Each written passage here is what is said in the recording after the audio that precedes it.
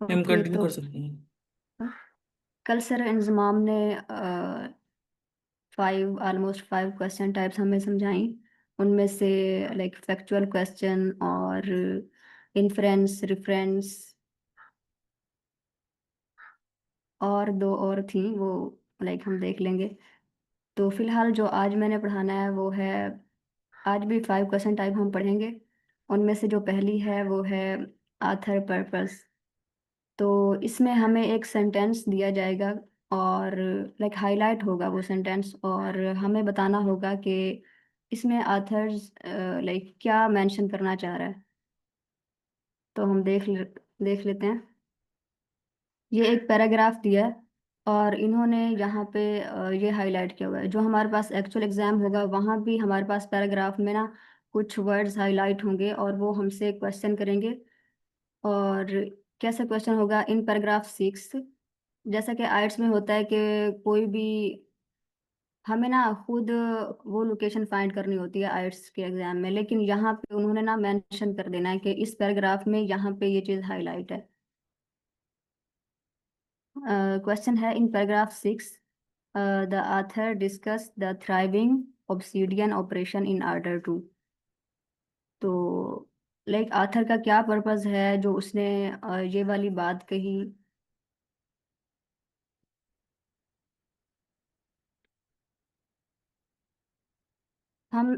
इसका सॉल्व करने का तरीका क्या है हम वो देख लेते हैं कि हमने अपने माइंड में ये रखना है कि हमने फोकस उस पे करना है जो हाईलाइटेड है सेंटेंस। उससे पहले और बाद की जो इंफॉर्मेशन होगी हमने वो पढ़नी है। और ओवरऑल इसमें जो लाइक पर्पस होगा क्वेश्चन का या फिर जो हाईलाइटेड सेंटेंस होगा हमने वो देखना है कि उससे पहले अगर मेन आइडिया है तो क्या ऑथर ने उसे एक्सप्लेन करने के लिए वो बोला है या वो खुद को एग्जाम्पल दे रहा है। तो हमने वो जब पैराग्राफ पढ़ेंगे तो उससे हम अंदाजा हो जाएगा। एग्जाम्पल हम देख लेते हैं। अच्छा, ये हाईलाइटेड पार्ट है इस पैराग्राफ में। तो इससे पहले वाली इंफॉर्मेशन हम पढ़ते हैं। आप लोग भी पढ़ें और फिर हम डिस्कस करते हैं।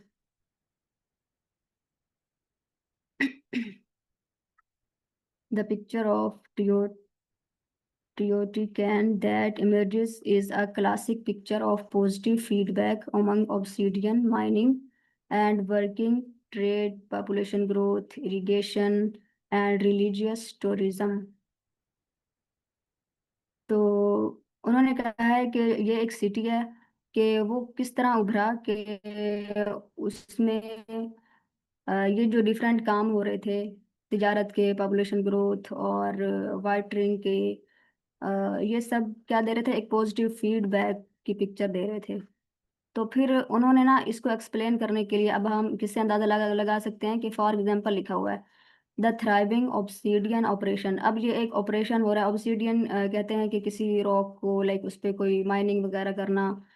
तो उन्होंने इसकी एग्जांपल दी है कि इस ऑपरेशन में क्या हो रहा था कि would necessities more miners, like ज़्यादा माइनर्स की हमें ज़रूरत थी, additional manufacturers of obsidian tool, और टूल्स की भी ज़रूरत थी ताकि हम उसमें काम कर सकें। ऑब्सीडियन यानी कि ये एक रॉक जो कि बनती है अगर जैसे कोई आतिशफिशां का लाइक लावा होता है वो फटता है तो फिर जो रॉक बनती है ना उसे कहते हैं ऑब्सीडियन। ठीक है, अब हमने यहाँ तक ज़्यादा पढ़ने की ज़रूरत नहीं है, यहाँ तक भी पढ़ लिया ना तो हमें ये पता चल रहा है कि ये जो मेन पहले 2 लाइंस में मेन आइडिया है कि उन्होंने एक सिटी के बारे में कहा है कि उसमें ये जो काम हो रहे थे वो एक क्या पॉजिटिव तासुर दे रहे थे। तो आगे उन्होंने एग्जाम्पल से उनको ज़्यादा लाइक एक्सप्लेन किया है कि जो एक स्पेसिफिक ऑपरेशन हो रहा था ऑब्सीडियन पे, तो उसके लिए क्या ज़रूरत थी मुख्तलिफ इन चीज़ों की।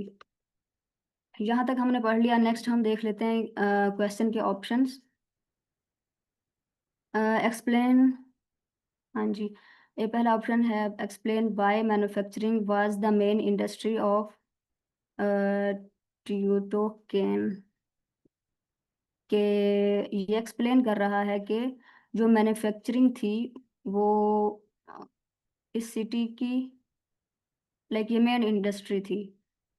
हालांकि अगर हम देखें तो ये जो हाईलाइटेड पैराग्राफ है और इससे पहले भी लाइक इंडस्ट्री की कोई ना ही मेंशन है ना ही बात हुई है।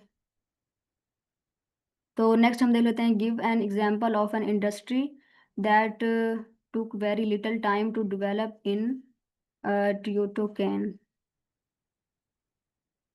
तो अब ये कह रहे हैं कि इंडस्ट्री की एग्जांपल दी है that took very little time, तो टाइम की भी कोई बात नहीं हुई। ठीक है, हम इसे एलिमिनेट करेंगे। नेक्स्ट क्या है?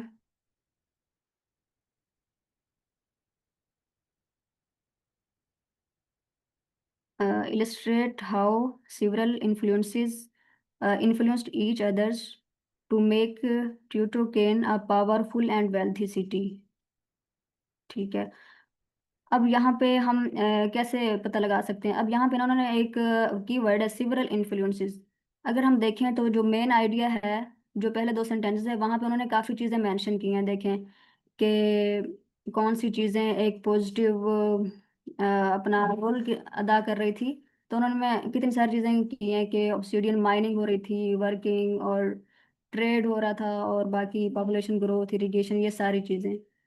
तो ये सारे थे फैक्टर्स जो कि लाइक एक दूसरे को इन्फ्लुएंस कर रहे थे और to making the city wealthy.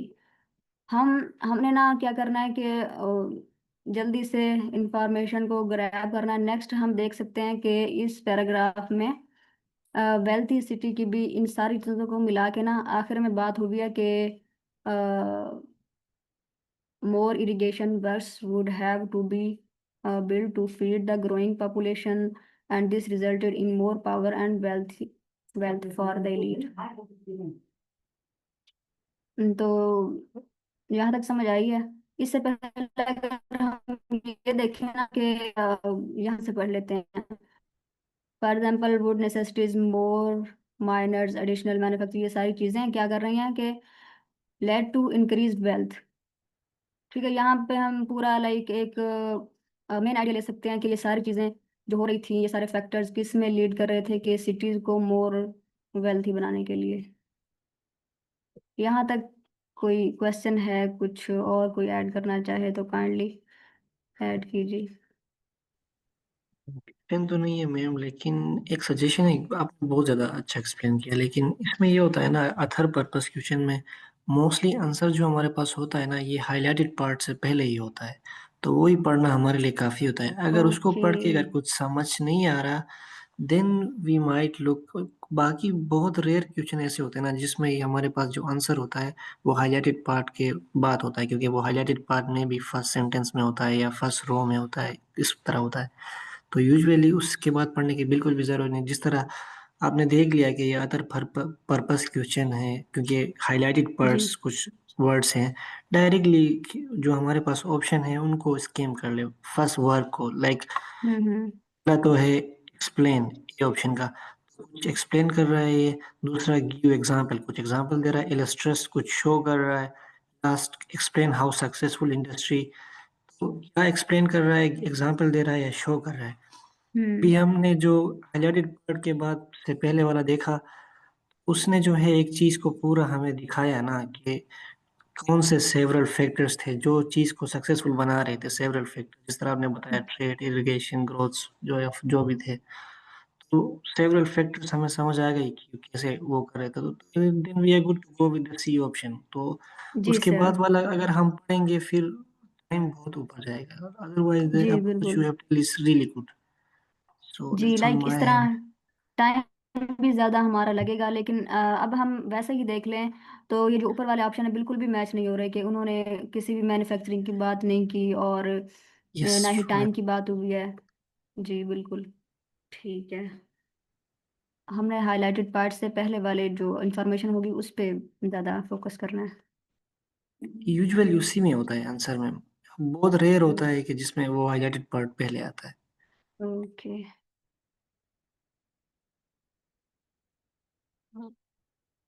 ठीक है, नेक्स्ट हम टाइप पढ़ लेते हैं सेंटेंस सिंप्लीफिकेशन, या पैराफ्रेज भी हम इस क्वेश्चन टाइप को कह सकते हैं। इसमें क्या होता है कि वो एक ना सेंटेंस दे देते हैं हमें, और और हमें उसमें जो इसेंशियल इंफॉर्मेशन होती है ना वो अ, हमें आइडेंटिफाई करनी होती है कि भाई इसमें जो मेन आइडिया है वो क्या डिलीवर हो रहा है इस सेंटेंस में। तो ये कैसे हम आइडेंटिफाई कर सकते हैं इन क्वेश्चंस को।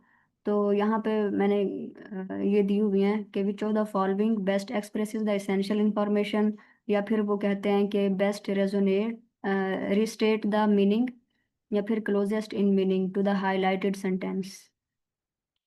ठीक है। और you will also see that one long sentence in the passage is highlighted. ठीक है, एक सेंटेंस हमारे पास हाईलाइट होगा, हमने सिर्फ वही पैराफ्रेज करना है और उसे समझना है।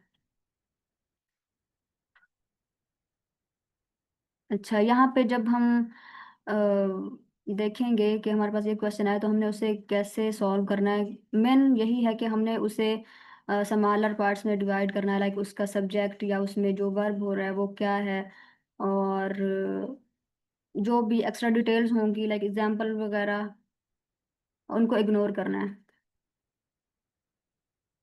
जो यानी कि ऑप्शंस में होंगी ना, अगर उन्होंने हाईलाइटेड सेंटेंस के अलावा कुछ और ऑप्शंस में दिया हुआ है जो कि है ही नहीं हाईलाइटेड सेंटेंस में, तो हम इन चीज़ों को इग्नोर करेंगे और सिर्फ पैराफ्रेजिंग पे और मेन आइडिया पे फोकस करेंगे।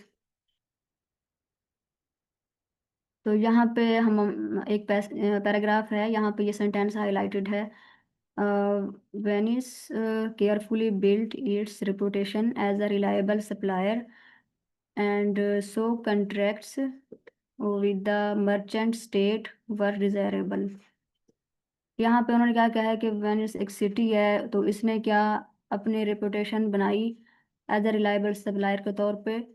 तो जो लाइक कॉन्ट्रैक्ट्स थे जो तिजारत के होते हैं, तो उनको बनाना उसके लिए आसान हो गया। तो अब हमने क्या देखना है, इसके क्वेश्चन में जो ऑप्शन दिए हुए हैं कि कौन सा सेंटेंस, कौन सा ऑप्शन इस हाईलाइटेड पार्ट को ज़्यादा बेस्ट वे में डिस्क्राइब करता है, तो हम वो देखते हैं कि Venice gain popularity by being a dependable trading partner. ठीक है, यहाँ पे देखें रेपुटेशन की बात हुई है, और फिर क्या हुआ कि उसके लिए क्या हो गया, कंट्रैक्ट करना आसान हो गया तिजारत में। तो फिर हम नेक्स्ट वाले को देखते हैं कि Venice wanted to build its reputation as a salt producer. अब यहाँ पे देखें ये की वर्ड है साल्ट प्रोड्यूसर, तो जो हाईलाइटेड सेंटेंस है वहाँ पे कुछ भी साल्ट की बात नहीं हुई। और contracts were signed between Venice and its competitors. अब देखें कंपिटिटर्स की भी कुछ बात नहीं हुई, किसी का कोई कंपैरिजन नहीं हुआ। तो इन सबको हमने एलिमिनेट करना है, ये चीज़ें वो हाईलाइट ही नहीं है। Merchants did not trust Venice to supply goods, तो ये भी नहीं है। अगर किसी की कोई फीडबैक या कोई क्वेश्चन तो काइंडली आस्क। हाँ, इस क्वेश्चन को तो आपने ठीक बहुत अच्छा एक्सप्लेन किया मैम, लेकिन एक जनरल वो था, सजेशन था कि जब हम रीडिंग कर रहे होते हैं ना, वो इस क्वेश्चन की हो या चाहे जिस क्वेश्चन भी हो, हम्म। उसमें हम एक ये काम करते हैं कि जब हम रीडिंग करते हैं कोई डिफिकल्ट वर्ड होता है उसको हम कोरेक्ट करके प्रोनाउंस करने की वो कोशिश करते हैं। लाइक तो पहले में हम कर रहे थे वो ट्यूचाना ट्यूटान सिटी कुछ जी था, जी। इसमें मंतुआ है या फेरेरा है या पहला वेनाइस हम्म है। एक्चुअली ना तो कोई वो रिकॉर्डिंग हो रही है कि हम रीडिंग कैसे करें, वी डोंट नीड टू। जब जब कोई हम्म आप रीडिंग कर रहे हैं किसी कंट्री का या सिटी का या किसी चीज़ का नाम आया जो बहुत मुश्किल है, यू डोंट नीड टू यानी प्रोनाउंस इट, जस्ट बोल दो वी सिटी या टी सिटी या आर सिटी या जो भी है उसका पहला वर्ड अल्फ़ाबेट से उसको करके वो सिटी बोल के उसी से वो कर लो। तो उसमें आपका टाइम बहुत बचता है, क्योंकि ये मसला मेरे साथ खुद हो रहा था कि मैं उसको प्रोनाउंस करके उसको पढ़ के समझने के भाई वो सिटी का नाम है उसको समझ के हमने करना ही जी क्या है मेन। सर। जी तो ये एक बिल्कुल। अच्छी वो है। खाली खाली बोल टी सिटी बोल दो क्योंकि वो तो हमें वही सेंस दे रहा है, नीचे भी जब होगा वो सिटी सिटी का नाम तो वो उसको टी बोल के ऑप्शंस में से देख लो। तो इस हाँ तरह जी। अगर कुछ हो पाए तो वो हम सबके लिए बहुत बेहतर होगा मैम। जी रेस्ट द क्वेश्चन बिल्कुल। You explain very well. जी, इस तरह ही आपने बहुत अच्छी सजेशन दी है कि हम इस तरह कर सकते हैं। एक तो हमारा टाइम भी बचेगा और हम दूसरी चीज़ों पे फोकस कर लेंगे इतने टाइम में। ठीक है, नेक्स्ट हम क्वेश्चन टाइप्स है इंसर्ट टेक्स्ट, और इसे हम क्या कहते हैं कि इसमें हमने सेंटेंसेस को ऐड करना होता है। कैसे, कि the question types test whether you can find the best logical place in paragraph to insert a new sentence. उन्होंने एक लाइक पैराग्राफ दिया होगा, फिर उन्होंने ना एक न्यू सेंटेंस दिया होगा कि अभी और हाँ वहाँ पे ना जैसे सेंटेंसेस होंगे ना वहाँ पे ये बॉक्स वगैरह बने होंगे। यहाँ पे ये देख लें, जैसे कि ये एक पैराग्राफ है, इन्होंने ये बॉक्सेस बनाए हुए हैं और उन्होंने ना एक न्यू सेंटेंस दिया हुआ है, because of this reputation many cities competed for the opportunity. तो ना हमने क्या करना है कि जो ये वाला सेंटेंस है ना ये कहाँ पे बेस्ट आएगा, क्या वो इस यहाँ पे इस जगह पे आना चाहिए था या फिर यहाँ आएगा। सर इसमें जो ये हाईलाइट ये वाला सेंटेंस उन्होंने दिया होगा, अगर हम यहाँ ये वाला सेलेक्ट करते हैं तो इसका मतलब है कि इसके बाद आएगा। जी जी मैम, उसी जगह से स्टार्ट और होगा। अगर यहाँ, अगर उसको हाँ, हाँ जी यहाँ पे आ हाँ जाएगा, ठीक उसको है। हम ड्रैग करके उधर वो कर सकते हैं, या डायरेक्टली उस पर क्लिक करें तो उधर भी आ जाता है वो सेंटर में। हाँ तो जी जब उसको उधर आप प्रेस ठीक है। करेंगे, उधर से ही आगे वो स्टार्ट होगा जिस जगह पे आपने प्रेस किया है। ठीक है। अच्छा यहाँ पे कैसे हम इसका लाइक सिंपल सा है, हमें पता चल जाता है कि भाई हाँ ये वाला क्वेश्चन इंसर्ट टेक्स्ट वाला है। तो उसकी जो मेन हेडिंग होती है इस तरह हो सकती है कि look at the four squares that indicate where the following sentence could be added to the passage, where would the sentence best fit. ठीक है, ये हमने डिस्कस कर लिया है। इसका क्या हम स्टेप क्या प्रोसेस वो कर सकते हैं कि read the new sentence carefully, हमने वो सेंटेंस केयरफुली पढ़ना है जो उन्होंने दिया होगा कि जो हमने फिट करना है। और फिर हमने ये देखना है कि जो हाईलाइटेड सेंटेंस है, नहीं जो सेंटेंस उन्होंने दिया हुआ है वो उसमें क्या कोई इंफॉर्मेशन है किसी काज की, या फिर एज अ रिजल्ट ऐसे वाले कीवर्ड्स या फिर कुछ एग्जाम्पल इस तरह है। तो इनको जब हम देखेंगे तो उससे पहले और लाइक सारे सेंटेंसेस को जब पढ़ेंगे ना तो हमें कुछ आइडिया हो जाएगा कि इसका क्या लॉजिक बनती है, कहाँ पे ये बेस्ट फिट होगा। हमने जो भी ये सिक्योर दिए होंगे उन सब सेंटेंसेस को पढ़ना है। ठीक है। और look for the connection clues, हमने क्या देखना है कि ये वाले जो होते हैं हमारे पास रेफरेंस रेफरेंसेस जो कीवर्ड होते हैं इट दे दिस, लाइक ये किसको रेफरेंस कर रहे हैं, हमने ये इस बात पे फोकस करना होगा। और ट्रांजिशन वर्ड्स को भी देखना होगा कि हाउ एवर या देयर फोर फॉर एग्जाम्पल वाले जो ये वर्ड्स होंगे लाइक इनसे कुछ कनेक्शन बन रहा है या नहीं। और फिर हम जहाँ पे लॉजिक बन रही होगी, फॉर एग्जांपल अगर एक मेन आइडिया है फिर जो हाईलाइटेड जो उन्होंने सेंटेंस दिया कि ये इसे फिट करें आप कहीं पे, अगर उस सेंटेंस में उन्होंने फॉर एग्जांपल लिखा हुआ है तो फिर हम देखेंगे कि ये जो एग्जांपल दी है इससे रिलेटेड कौन सा सेंटेंस है, फिर हम उसके बाद वो डाल देंगे उसको सेंटेंस को। यहाँ पे हम देख लेते हैं एग्जांपल।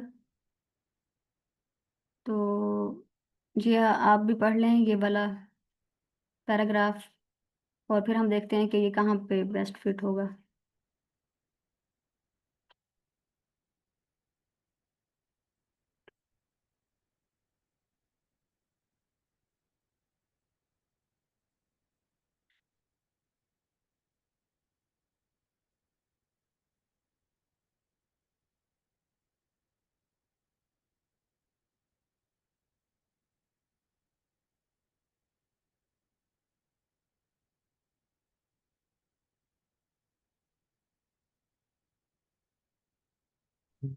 कुड भी पहले वाले में ही हो सकता है मैम। जी सर।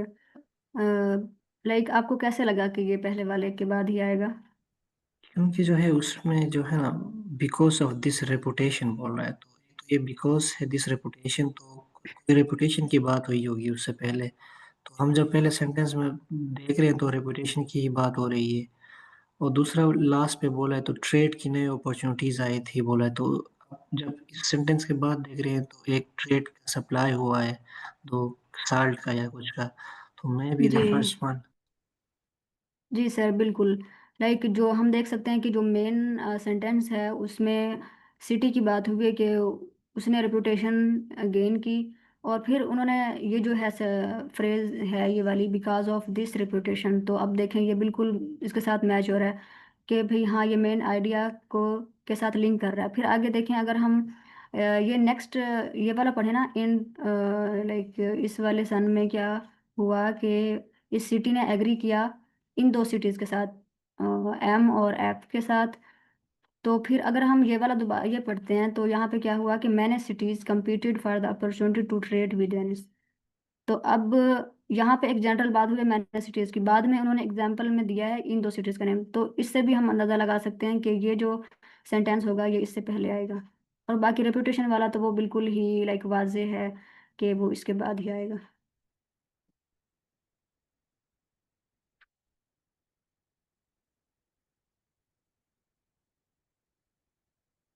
अच्छा सर इंजमाम नेक्स्ट आप कर लें, लाइक बैटरी मेरी अब हो जाएगी ऑफ। तो I will continue आके from सर ये प्रोज समरी और दो क्वेश्चन टाइप रहते हैं। ठीक है ma'am, I will take care of those things, pro summary and दूसरा। Okay sir.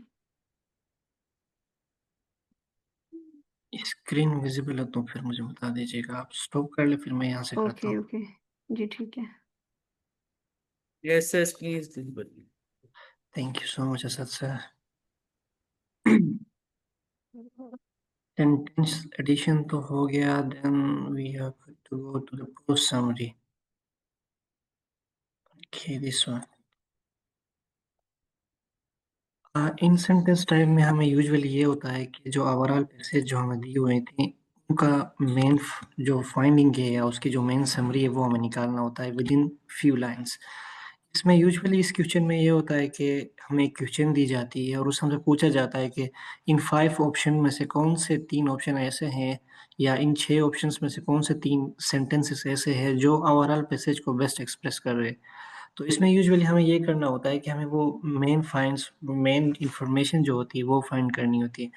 इसकी एक वो है कि जब भी हमसे ये सेंटेंस प्रोज समरी या ओवरऑल होल पैसेज समरी का सवाल ही आता है, क्वेश्चन आता है, इसमें कभी भी वो हमसे स्पेसिफिक डिटेल्स नहीं मांगते। इन केस क्वेश्चन में मोस्टली इस तरह होता है कि वो जो क्वेश्चंस के जो मल्टीपल टाइप ऑप्शंस होते हैं उसमें मोस्टली इस तरह होता है कि डिटेल्स क्वेश्चन दी हुई, detail information about the passage दिए होते हैं। वो डिटेल इन्फॉर्मेशन पैसेज में ट्रू तो होते हैं लेकिन कभी भी वो मेन समरी पॉइंट्स नहीं होते। तो हमें जर्नल जो ओवरऑल वन बुलेट या जर्नल आइडिया जो हमें एक सेंटेंस को देख के मिलता है वो ही देखना या सेलेक्ट करना होता है। इसकी जो है इसमें यूजुअली हमें ये होता है कि मेन थीम को करना पड़ता है, सेलेक्ट करना पड़ता है। उसके बाद जो मेन सपोर्टिंग पॉइंट्स होते हैं या जनरल पॉइंट्स होते हैं वो करने होते हैं और वो जो ऑर्गेनाइजेशन आइडिया है उसको फाइंड आउट करना होता है। ओके, इसको आइडेंटिफाई करने का यही है कि जब भी पैसेज पढ़ते हैं, पैसेज आपके सामने आता है ओवरऑल पैसेज, तो सेंटेंस को एक दफ़ा गो थ्रू कर ले और एक वन सेंटेंस पॉइंट उससे ले ले। एक सवाल एक पैसेज को पढ़ के उधर से एक की नोट अपने लिए ले ले कि ये this could be the main idea of something. Like एक पैसेज में बोल रहा था कि एक सिटी को डिस्क्राइब कर रहा था कि ये सिटी इस तरह है, इस सिटी में बहुत सारे काम हुए हैं, इस सिटी में ये फैक्टर्स है, इस तरह इस तरह इस तरह। तो उसमें यूजुअली हमारा मेन आइडिया कभी भी ये नहीं होगा कि उस सिटी में क्या चीज़ें हैं या क्या नहीं। हमारा मेन आइडिया यही होगा कि ये एक सिटी के बारे में हमें बता रहा है। कभी भी हमें वो specific point as a main idea नहीं लेना होगा जिसमें वो इन डेप्थ उस चीज़ को बयान कर रहा होगा या उस सिटी में 10 या 20 घर है ये वाला बोल रहा होगा। तो हमेशा जो है इम्पोर्टेंट थीम या ओवरऑल जनरल आइडिया जो होता है पैसेज का वही हमें आइडेंटिफाई करना होता है ऐसे क्वेश्चंस में। इसमें यही होता है कि हमें एक पैसेज पढ़ना होता है, आइडेंटिफाई में आइडिया करना होता है, रॉन्ग्स वर्ण या गलत आइडियाज होते हैं उनको रिमूव करने होते हैं और 3 बेस्ट जो है ऑप्शंस जो है वो सेलेक्ट करने होते हैं। इसकी मार्किंग क्राइटेरिया इस तरह होते हैं कि अगर आप दो दो जो सेंटेंस या ऑप्शन सही सेलेक्ट करते हैं तो आपको 1 नंबर मिलते हैं। अगर आप 3 ऑप्शंस करेक्टली सेलेक्ट करते हैं तो आपको वो 2 पॉइंट पूरे मिलते हैं और इस क्वेश्चन के 2 पॉइंट होते हैं। यहाँ सबसे ज़्यादा पॉइंट ओवरऑल रीडिंग सेक्शन में इसकी होती हैं। एक क्वेश्चन आता है जिसके 2 पॉइंट्स होते हैं। फॉर इंस्टेंस यहाँ पे हमें कुछ दिया गया है। यहाँ पे तो फुल एक पैसेज हम एक पैराग्राफ हमें दिया गया है। यूजुअली जब हम देखते हैं तो वो रीडिंग सेक्शन में पूरे पैसेज या पूरे पैसेज के जितने भी 6-7 पैराग्राफ होते हैं उन सारों से हमें लेना होता है, ना कि ये कि हम सिर्फ एक को ले और इसी से वो करें। इसमें यूजुअली हमें ये होता है कि हम ओवरऑल को ले लें और ओवरऑल उस पॉइंट्स को ले लें, लेकिन इस वाले जो हमें यहाँ दिया है थोड़ा आसान सा दिया है। लेट्स सी क्या होता है। अभी हमारे पास इधर एक वो है, पैराग्राफ है या फुल पैराग्राफ है। इसमें हम ये कर सकते हैं कि हम इसको पढ़ लेते हैं। Let's read it for a second and try करते हैं कि इसमें क्या हो सकता है या क्या नहीं हो सकता है या क्या हमें समझ आता है।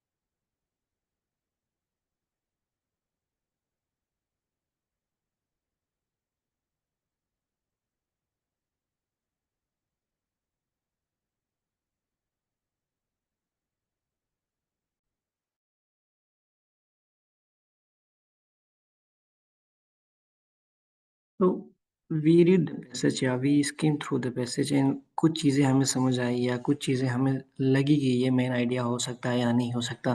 फॉर इंस्टेंस जो मुझे समझ आया कि इधर ये जो वेनाइस या वेनिस है इसके जो साल्ट की जो वो है कंट्रोलिंग है, साल्ट ट्रेड को जो डोमिनेंस इसने लिया है और ओवरऑल ट्रेड को कंट्रोल किया उसके बारे में बताया। तो main idea could be this one के कैसे वेनाइस ने जो है ना साल्ट का वो जो है वो लिया। दूसरा ये हो सकता है कि गवर्नमेंट भी उसके साथ मिली हुई थी या उनको सब्सिडाइज़ कर रही थी वो काम करने के लिए। और तीसरा ये कि वेनाइस ने जो है दूसरे साल्ट जो माइंस थे विदिन इस प्राइसेस को राइज़ करने के लिए उनको भी डिस्ट्रॉय किया था। और लास्टली 4 ये हो सकता है कि उनको पॉलिटिकल और इकोनॉमिक लिवरेज मिला हुआ था। अभी हमने तीसरा पॉइंट जो बताया कि विनाइस ने कुछ मर्चेंट को प्राइस राइज़ करने के लिए वो किया था। तो that could might be A minor idea हो सकता है, लेकिन मेन आइडिया अगर देखें तो इकोनॉमिक और पॉलिटिकल इन्फ्लुएंस उनको मिला था। ओवरऑल साल्ट में उनकी डोमिनेंस थी और गवर्नमेंट भी उनको जो है सपोर्ट करेगी। This could be the 3 points. अभी ऑप्शंस में देखते हैं कि जो हमने फाइंड आउट किया है कुड बी दे आर वो उसमें है या नहीं। Let's see. पहला वाले को देखते हैं, Venice pay subsidies to the importers of the salt ship profitable and equal could be, लेकिन कुछ जनरल लग रहा है। Let's see the second one. Vinay destroys foreign salt trades and ban local production samples to control supply and prices। ये हो सकता है और हमने इधर देखा भी था कि विनाइस जो है लोकल उसको बैन किया था प्राइसेस को बढ़ाने के लिए। थर्ड वन को हम देख ले तो Venice citizens were satisfied because they could have spices cheaply. हमें तो स्पाइसेस के बारे में नहीं बताया, इवन दो अगर उसमें कुछ है भी लोकल मार्केट्स में स्पाइसेस तो वो बहुत वो है मायने इन्फॉर्मेशन है या मेजर इन्फॉर्मेशन बिल्कुल भी नहीं है स्पाइसेस को स्पेसिफिकली वो है, तो ये नहीं हो सकता। तीसरा देखिए, Venice march and uses fleets and naval reserves to enforce trade rules and inspect ships. Yes true, उनको डोमिनेंस मिली थी और वो अपने रूल्स और वो कर रहे थे एज हमने आइडेंटिफाई किया था। ये हो सकता है, ये है। Because of the salt profit, Vinyl merchant dominated the spice trade and subsidized grain import। वो भी जो है एक मेजर इम्पैक्ट हुआ था उनकी वजह से, तो that's all be also true. Vinyl from many formal trade alliance with the northern। ये हो सकता है, लेकिन ये ट्रू हो सकता है अगर हम देखें, लेकिन ये बहुत माइनर वो है, माइनर डिटेल है, तो इसमें वो नहीं है। हम जब इस तरह के क्वेश्चंस को देखते हैं तो हम ओवरऑल जो है मेजर्स पॉइंट को पॉइंट आउट करते हैं, ना कि माइनर इन्फॉर्मेशन को। ऑप्शंस में जो माइनर इन्फॉर्मेशन दी होती है वो सही हो सकते हैं, लेकिन उनका बिल्कुल भी मतलब ये नहीं कि वो पैसेज की समरी को वो करते हैं।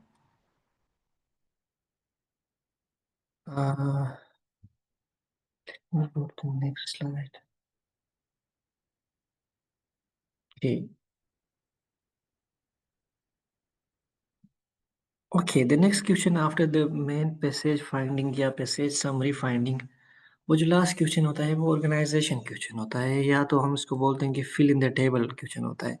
यूजुअली ये वाले क्वेश्चंस जो है पहले बहुत कॉमन होते थे, लेकिन अभी इतने कॉमन नहीं होते हैं, या बहुत रेयरली इनको जो है हम फाइंड कर सकते हैं। एक्सक्यूज मी, ये जस्ट सेकंड। ये वाले क्वेश्चंस अभी जो है इतने वो नहीं होते, पहले जो हम देखते थे तो उसमें बहुत ज़्यादा ये क्वेश्चंस पाए जाते थे पहले टेस्ट में, लेकिन अभी ये फील्ड डेटा जो है बहुत मायनर है। आपके 2 पैसेज में भी मे बी मुश्किल से 1 सवाल आ जाए, लेकिन कभी-कभी वो भी नहीं आता। तो ये इतने इम्पोर्टेंट क्वेश्चन नहीं है, लेकिन फिर भी हम ट्राई करते हैं कि ये क्वेश्चन कैसे दिखते हैं, या हाउ इट्स लुक, या हाउ टू कम्पीट, या how to solve those questions. तो इसमें ये होता है कि हमें जो पैसेज में क्वेश्चंस दी होती हैं, या जब भी टेब फिल द टेबल कुछ इन्फॉर्मेशन इस तरह का क्वेश्चन होता है, उसमें यूजुअली ये होता है कि वो पैसेज जो है 2 चीज़ों को एक्सप्लेन कर रहा होता है, और एंड में जो हमें क्वेश्चन दिया जाता होता है वो 2 चीज़ों का होता है, और हमने उन 2 चीज़ों में से डिस्टिंग्विश करके वो एक की इन्फॉर्मेशन एक में करनी होती है, दूसरे की इन्फॉर्मेशन दूसरे में सबमिट करनी होती है। तो ये हमारा मेन एम या वो होता है जो हम करते हैं।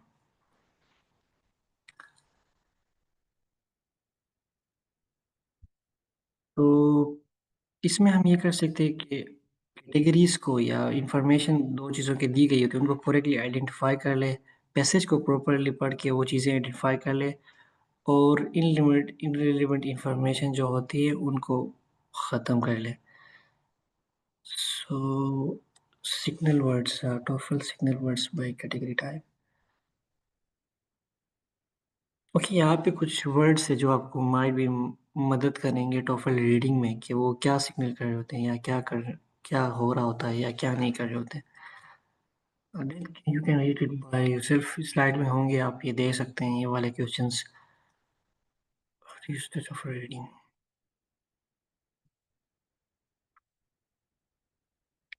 हाँ, जो वो होता है हमारे पास, वो डेटा फिल टेबल होता है, वो कुछ इस तरह का क्वेश्चन होता है।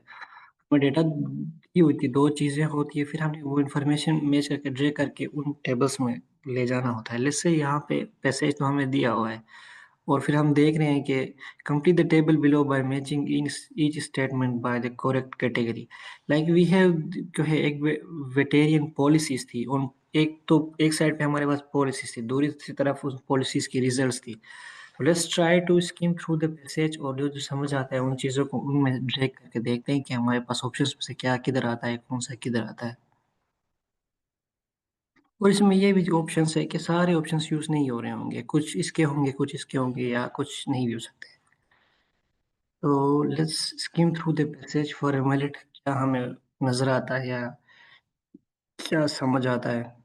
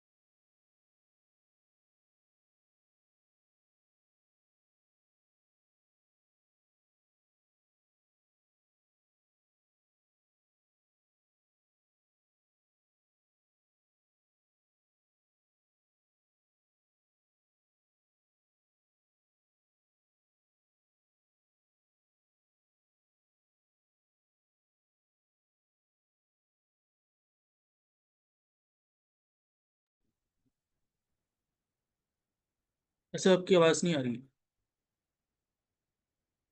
हाँ, आई म्यूटेड, ये मैसेज स्क्रीन थ्रू कर रहा था सरासर, लेकिन थैंक यू इन्फॉर्म करने के लिए। ओके, यहाँ पे जो मैसेज को मैंने शॉर्टली जो करने की कोशिश की, उसमें कुछ मुझे नज़र आए, और उसमें अगर मैं जनरली डिस्कस करूँ तो ये वेनिस जो था, या ये जो सिटी थी, सिटी वी जो थी, उसने कुछ काम किए थे। जो पहला मुझे समझ आया कि उसकी पॉलिसीज़ ये थी कि वो सब्सिडाइज़ कर रहा था मर्चेंट को, और उसके रिज़ल्ट्स में कुछ काम हुआ था कि वो जो है वो सब्सिडाइज़ करने की वज़ह से साल का जो ट्रांसपोर्ट था वो हाईली प्रॉफ़िटेबल हुआ था, या वो हुआ था। दूसरा कुछ इस तरह काम हो रहा है कि उन्होंने प्राइसेस को और प्रोडक्शन को कंट्रोल किया था, उसकी वजह से फिर कुछ वो चीज़ें हुई थी, या वो उन्होंने जो है वो लोकल उस चीज़ों को बैन किया हुआ था, लोकल प्रोडक्शन को बैन किया था। उसकी वजह से गवर्नमेंट जो साल्ट स्टोर थी वो रन आउट हुई थी, या उनमें चीज़ें ज़्यादातर सोल्ड हुई थी। और तीसरा जो है उन्होंने जो है कंट्रोल इन्फोर्समेंट किया था, टोटली जो है हर चीज़ें प्रोडक्शन की अपने कंट्रोल में ली थी, और उसकी वजह से कुछ हो रहा था। तो ऑप्शंस में देखते हैं कि क्या हो सकता है या क्या नहीं हो सकता। हाँ, जैसे द फर्स्ट ऑप्शन तो हमें पता है कि control the production and prices उन्होंने किया था। तो ये first destroy salt and sea and ban the local salt production, ये कुछ भी पॉलिसी हो सकता है, तो हम इसको पॉलिसी में रेट कर सकते हैं।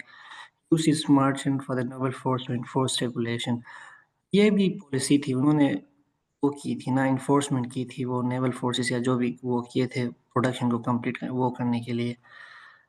Earn profit help to dominate spice trade, ये कुड बी द रिजल्ट्स में हो सकता है, उन्होंने इधर हमने किया था कि उसकी वजह से उनको काफ़ी साल की जो वो थी काफ़ी प्रॉफिटेबल हुई थी। लॉस कंट्रोल इन, ये मुझे नज़र नहीं आ रहा ये वाला इंफॉर्मेशन उधर किधर है या नहीं है। मे बी ये जो लोकल पे उन्होंने काफ़ी गवर्नमेंट ने वो की थी, शायद वो हो सकता है। कंट्रोल साल prices and grain influence of the Mediterranean, ये भी रिजल्ट्स में आता है। तो जो जो रिजल्ट्स होंगे I will drag it to the results table, row या कॉलम जो भी होगा उसमें लेके जाऊंगा, और जो जो पॉलिसीज की होंगी मैं उसको लेके जाऊंगा, तो इन्फॉर्मेशन को डिस्ट्रीब्यूट करना होगा। तो ऐसे क्वेश्चंस को आप प्रैक्टिस कर सकते हैं। वो यूजुअली ये इतने कॉमन नहीं है, बहुत रेयर ये होते हैं कि ये वाले क्वेश्चंस आते हैं।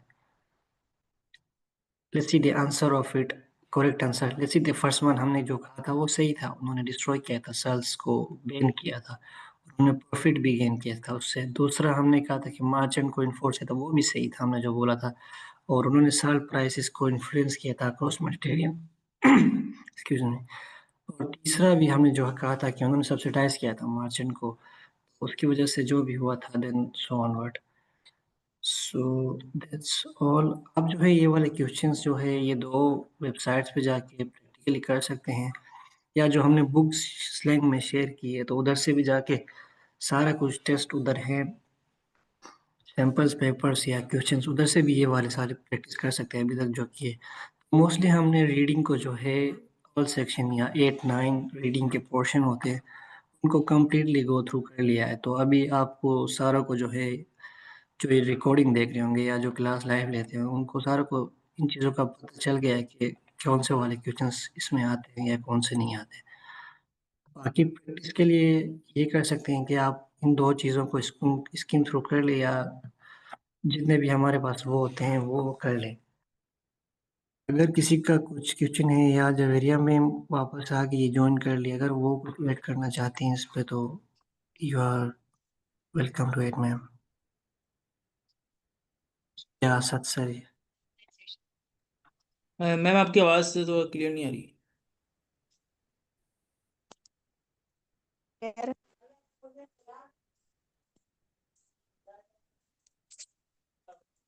आई थिंक आपके ये मेरी माइक का तरफ। मसला, या ओके। मैम के माइक का मसला है आई गेस। ओके सर, अब क्लियर है voice?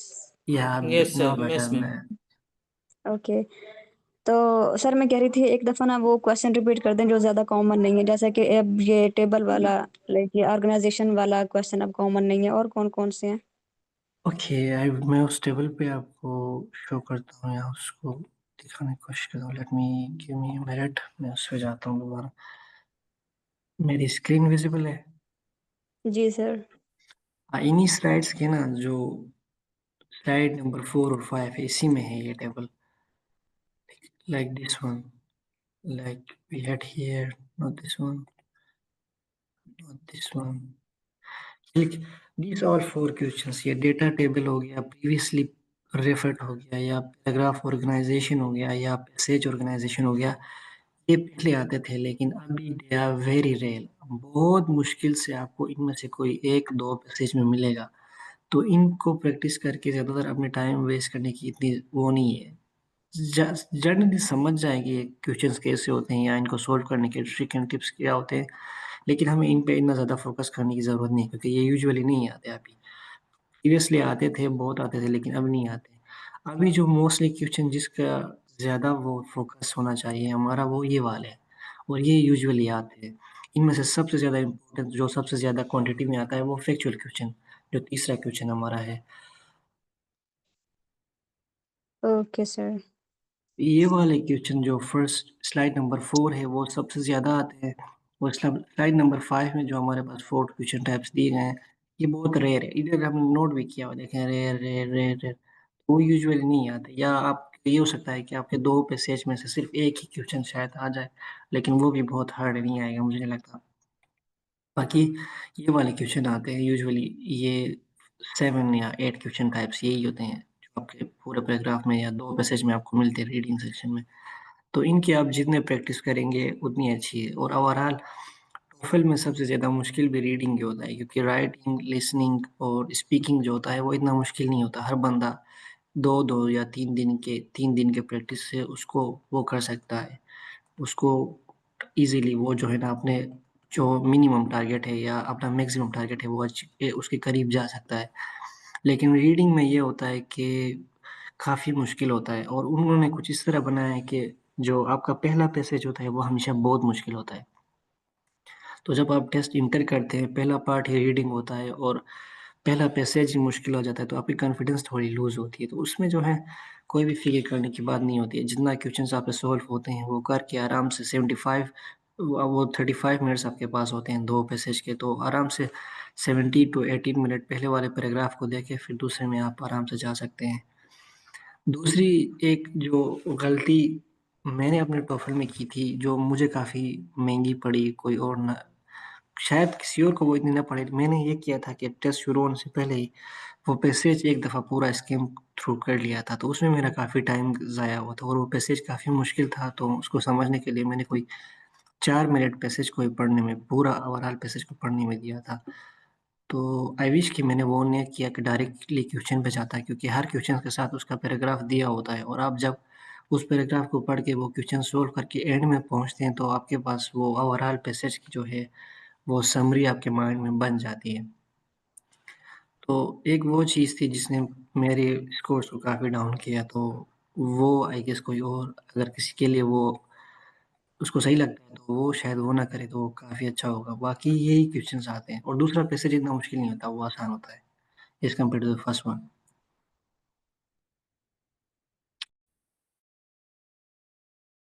I think we can end the time is also finish. सरासत आप एंड कर सकते हैं। बहुत शुक्रिया स्मूथली मॉडरेट करने के लिए सेशन को।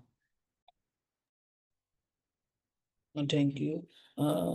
तो ओके, तो हम सेक्शन को एंड कर देते हैं कि अगर ओवर हो चुका है तो हम सेक्शन को एंड करते हैं। Thank you so much for participates and monitor, and thank you so much ma'am Javeria और सर इस्बाम। आपने बहुत थैंक अच्छा यू एक्सप्लेनेशन सर। किया। Thank you sir. Thank you so much. Grateful to have you. तो फिर हम सेक्शन को end करते हैं। अल्लाह हाफिज़ एवरीवन।